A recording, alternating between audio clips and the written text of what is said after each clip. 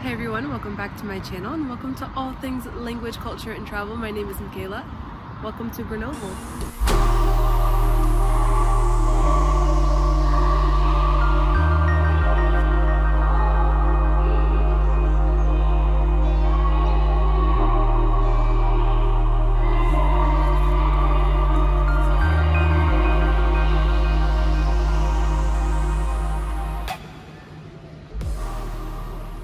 Hey everyone, welcome back to my channel. I have a new video for you today about the 10 things that you can do in Grenoble, France. So if you didn't know, I've been living in Grenoble for the past 7 months as an English teaching assistant with the TAPIF program, or the teaching assistantship program in France. If you'd like to see a video about that, let me know in the comments.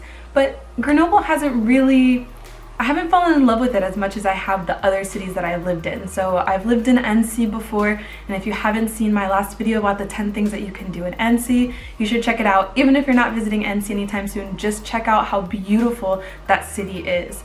And I've also lived in Montpellier in the south, which is a charming city right on the Mediterranean. There's so many things to do. It's young, it's vibrant. All that to say that I haven't really fallen in love with Grenoble. I will say that probably the best things to do in Grenoble, kind of like Annecy, are going to be accessible by car, going into the mountains, going to different lakes, or they're going to be things that I just in general wasn't interested in, like skiing. I like to ski, but not so often. But anyway, I hope that you enjoy this video about the things that you can do in Grenoble, and I hope that you visit Grenoble soon. It is still a lovely city, whether or not I was in love with it, and actually there's so many different places that if you're based in Grenoble that you can visit, like Lyon, Annecy, Chambéry, and so much more. So I hope you guys enjoy this video. Number 1, hang out by the river. On the north side of the river, it is lined with restaurants and bars and lots of different places that you can sit and hang out by the river. So they have like little picnic tables, little chairs, kind of like lounge chairs, and you can take a book or hang out with friends, grab a beer, whatever you're interested in doing, have a little picnic.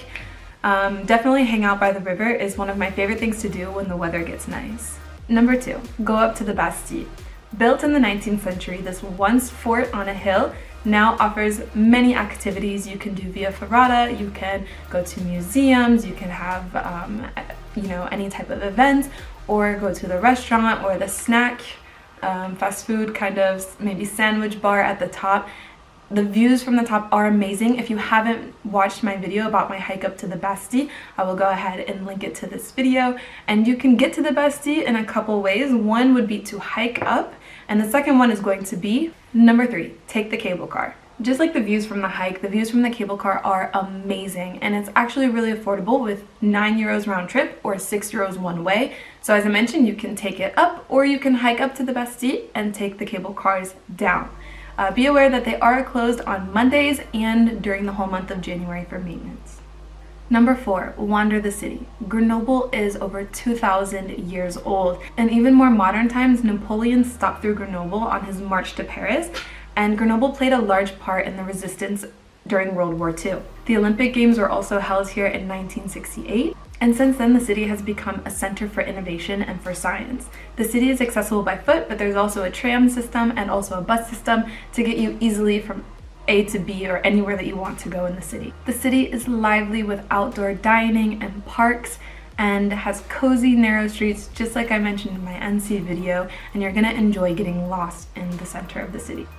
Number 5, eat a snack at Victor Hugo Square. There are many parks in Grenoble that you can have a snack in, so go ahead and go to whichever one suits you, but my favorite one is the Victor Hugo Square, as there are so many restaurants that are surrounding it. It's right in the heart of the city, and it's always filled with people, especially when the weather is nice, so it's a great vibe if you want to grab a snack and hang out with some friends. Number 6, go to a museum. Unfortunately, I didn't go to any of Grenoble's museums, but I know that they have a wide variety and so many different things that you can see. For example, they have a resistance museum, archaeological museums, medical science, and a lot of them are completely free. So if you come to Grenoble, make sure to take advantage of that opportunity. Number 7, hike in one of Grenoble's mountain ranges. So if you watched my Bastille video, then you'll know that Grenoble is a valley that's located between 3 different mountain ranges: the Belle Dune, the Chartreuse, and the Vercors. I still hate saying this word. A lot of the best hikes are going to be accessible by car, but there is a hike that starts just in the center of the city. You can take a bus, bus number 62 to Col de Porte, and from there you can hike all the way up to the Chamchaude, which is like a very tall mountain in the Chartreuse mountain range if you so please, or you can take a small hike, you know, whatever it is that you want to do that day. We got to the bus early by accident, and it was actually a good thing that we did because this bus fills to capacity before taking people up to the mountain. In addition to the hikes, there are beautiful lakes that if you have a car you can access as well. I have yet to find any lakes that were accessible by public transportation, but I was lucky enough that my French sister came and she took me to Lac Monténard, and we were able to explore one of Grenoble's beautiful lakes. Although it was in the winter, so it was freezing, but I heard that they're very, very beautiful in the summertime. Number 8, and I always leave my favorite for last, eat traditional food and drink Chartreuse. So I'll start with the Chartreuse, which is an alcoholic beverage that was created in the mountain range, named for the mountain range here in Grenoble. One of the best places that I had Chartreuse, which wasn't a straight shot of pure alcohol, was in a cocktail at one of the places that I'm also going to recommend for fondue and for tartiflette. So we went to this place called Ferme à Dédé, and we went there for my birthday. Fondue is a big pot of cheese that you dip your bread into, and it's honestly best shared with friends, so make sure you grab a group of friends and you go ahead and eat it. It's also most enjoyed whenever the weather is cold. So tartiflette is a traditional dish that has potatoes, and it's like covered with the cream, and it has bacon, so this is not for people who don't eat pork, and then it is topped with cheese. And traditionally cheeses from the region, traditionally Reblochon cheese. And then you have raclette, and yes, you guessed it, it's also cheese. The origins, as I researched, seem to come from Switzerland, and the cheese that they use itself, raclette, is actually Swiss, but it's very common here in any of the regions in the Alps. And what you do is you get some potatoes, mostly potatoes, but you can find people do raclette with also charcuterie and other things, and you can you like scrape down the cheese onto your potatoes and you eat it that way. So there is a theme in the region surrounding potatoes and cheese, which is why it makes it one of my favorite regions in the world. I'm from the Midwest, and so it's very, not the cheese so much, but it's the potatoes are very similar to what I like to enjoy when I'm back home.